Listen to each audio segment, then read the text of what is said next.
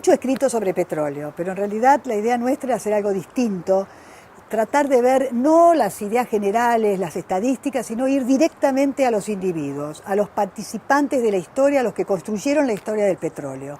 Para eso fuimos a ver, entrevistamos a secretarios de energía, empresarios, directivos de YPF y todos aquellos que tuvieron que ver con la historia del petróleo. Queríamos saber cómo la habían vivido desde adentro, porque el otro se encuentra y se busca y se lee. La idea nuestra era ver qué opinaba cada uno. De los secretarios de energía hablamos con casi todos los más contemporáneos, hablamos con los que estuvieron con Alfonsín, con los que estuvieron con el gobierno de la Alianza, con los del proceso, con los del gobierno actual.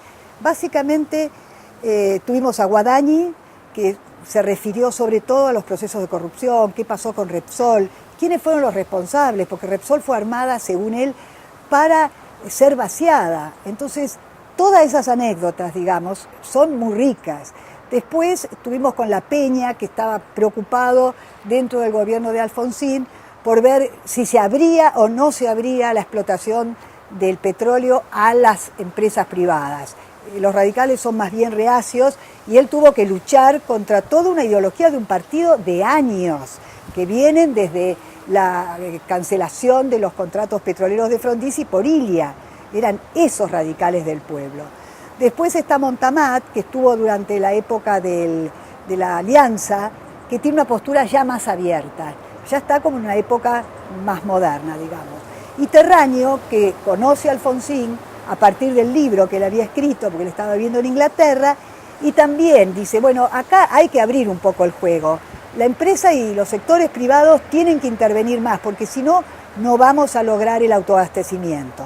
Vamos a ser un país con petróleo, pero no un país petrolero, que realmente es diferente. Bueno, sin duda alguna, la historia del petróleo en la Argentina pasa por ser también la historia de YPF como empresa estatal. Desde su creación en la presidencia de Alvear en adelante, YPF fue la empresa estatal que trató en mayor o menor medida, dependiendo de las políticas de los distintos gobiernos, monopolizar la producción desde el pozo hasta el surtidor.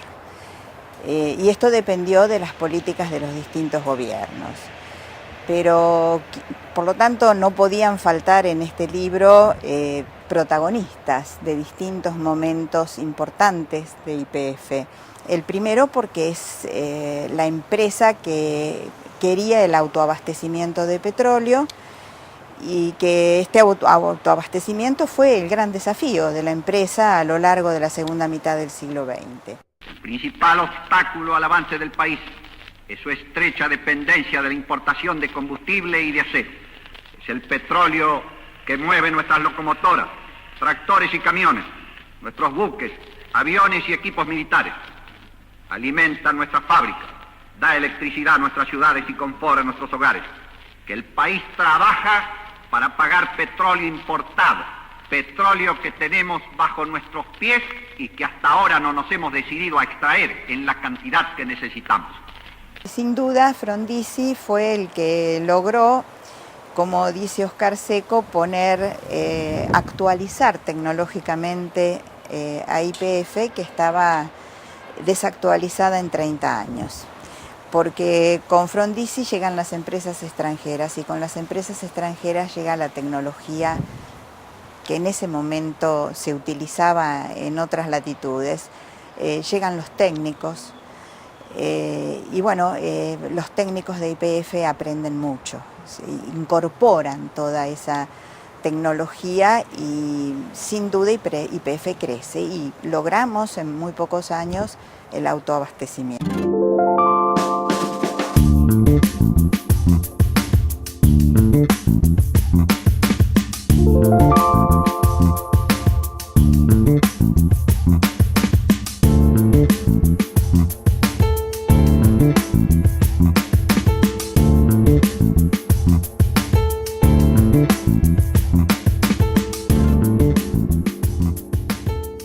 Así que yo creo que esa es una etapa muy enriquecedora para YPF. Como es de negativa la anulación de los contratos el gobierno del doctor Ilia.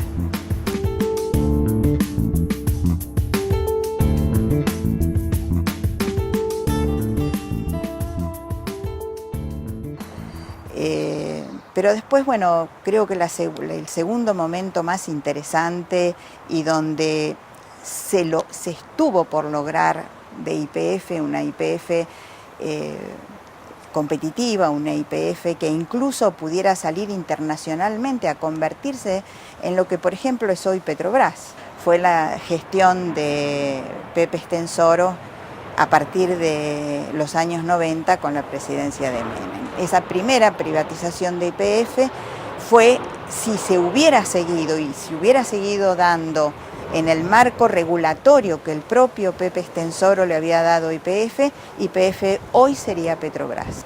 YPF estaba pensada, y el proyecto de Stensoro y de Neis León era convertirla en una empresa mixta con capital del Estado, con capital privado e incluso con participación de los empleados.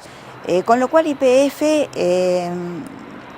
privatizada como YPF Sociedad Anónima, pero con la acción de oro en manos del Estado, podía haberse convertido en Petrobras. Esto se corta en el año 98, por decisión del gobierno. El gobierno entrega la acción de oro. YPF se privatiza en su totalidad, o sea, el Estado ya no va a tener más el recurso de la empresa, ni tampoco va a poder centralizar ni decidir acerca de las inversiones de la empresa. Fue un momento muy especial y realmente duró nada más que 7 años, ¿no? Hasta que se armó, pero llegó a ser YPF competitiva, llegó a ser una empresa rentable, de ahí en más, y bueno, proyectada a nivel internacional y bueno, después defraudada por esta decisión, este cambio radical de la política del gobierno de Menem. Yo me atrevería a calificar este día como un día histórico.